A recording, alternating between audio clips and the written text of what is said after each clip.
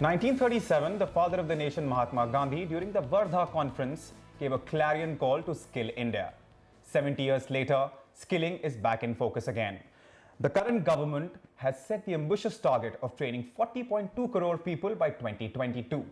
But the big question emerging at this point in time is whether the youth of the country, looking at it favorably or not, are they shying away from it? And in the studio, I'm joined by Shrishti Vasudeva, student Kamala Nehru College, on my left, and Shubhadeep Biswas, Lead Policy Advocacy, ILNFS, Education and Skills. Shubhadeep, we'll start with you. Why do you believe that the students are shying away from vocational courses? The first reason I think they're shying away is because they don't see well-paying jobs at the end of the tunnel.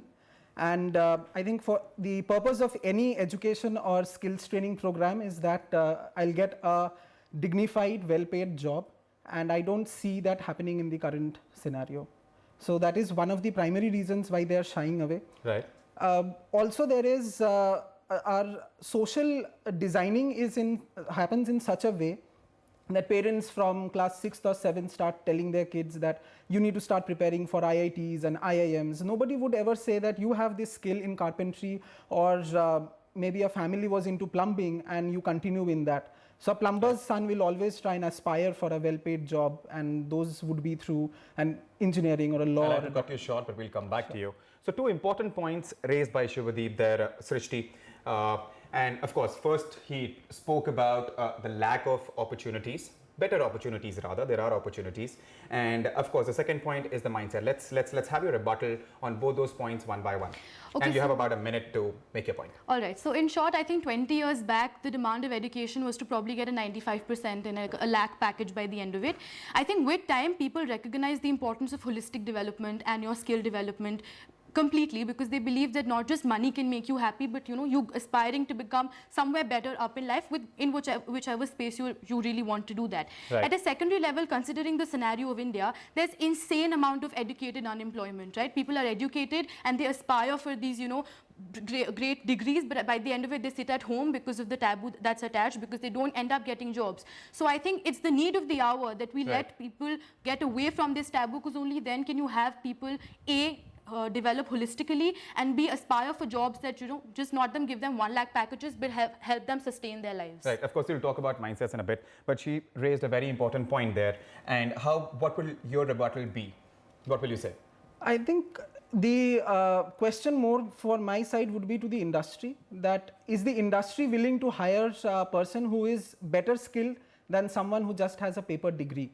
So are there mechanisms while a person is being interviewed to see to it that that person is being taken into job because of his or her skills, and not just because... But the matter of fact is he or she is perhaps not even skilled enough. For example, if you look at the National Education Report 2013, it says that slightly around 50% of India's youth are not employable. And these are the engineers, doctors, and other professionals coming out of very prestigious colleges. So the point that she made is the fact that, they are coming out, there are millions of engineers coming out of engineering colleges every year, but are they employable? Exactly, and as we would recall that yesterday when the Prime Minister was launching the Skill India campaign, he used this anecdote that he asked a person that what is it that I can employ you?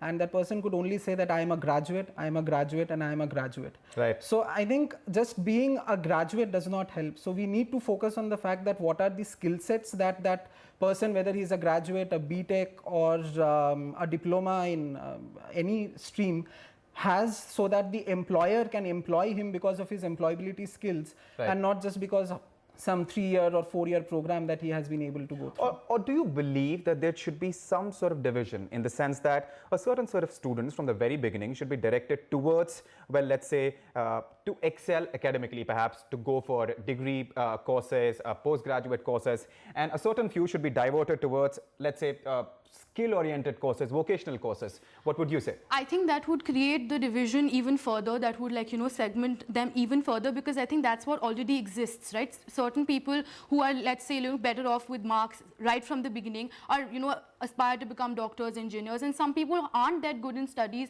end up, with no option, and that's why they're forced to go to alternative professions.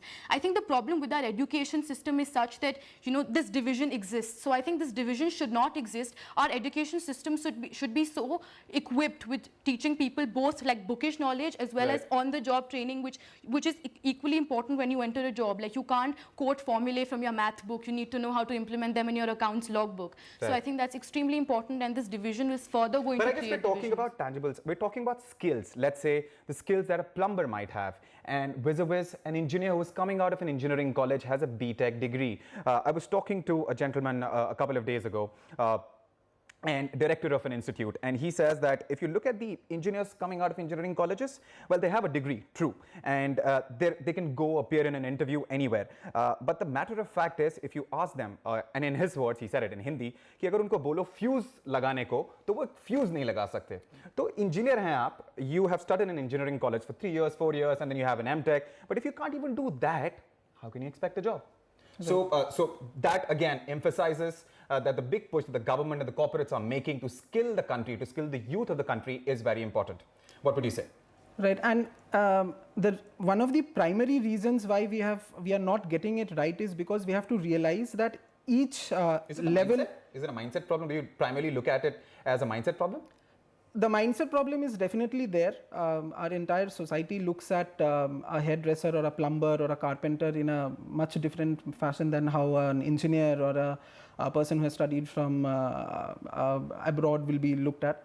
But also, I think recently skilling in schools has also been introduced.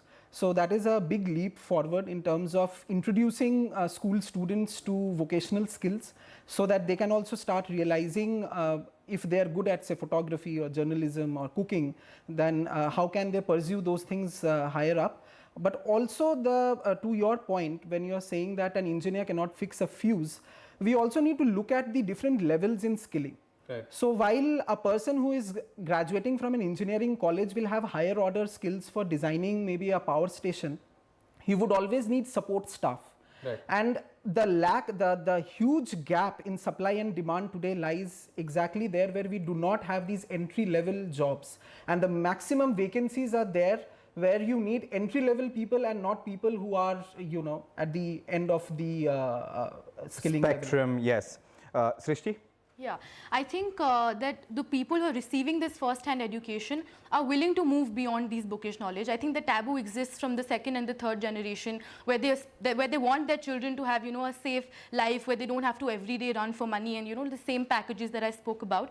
But I think the pattern is changing. Like, people now want to be able to stand in front of 10 people and give a presentation as compared to just sitting behind a desk and working in their book, right? And I mean, for example, I'm working with this organization called Project Awaz, and they train people in like public speaking and critical thinking, because the youth of today is understanding the loopholes in the education system, and they're trying their best to fix it. And the phenomenal response that we're getting makes us realize the problems, these problems are being understood by people, and they're trying their best to fix it, except that we need to A, handle the taboo, and B, the government needs to facilitate us with those kind of techniques. Which at least the current government is not, the previous government was not, but this government has set the ambitious target of skilling 40.2 crore people by 2022. You both seem to agree that a man with a toolbox is definitely better off than the one without. And the big push by the government might also lead to a change of perception.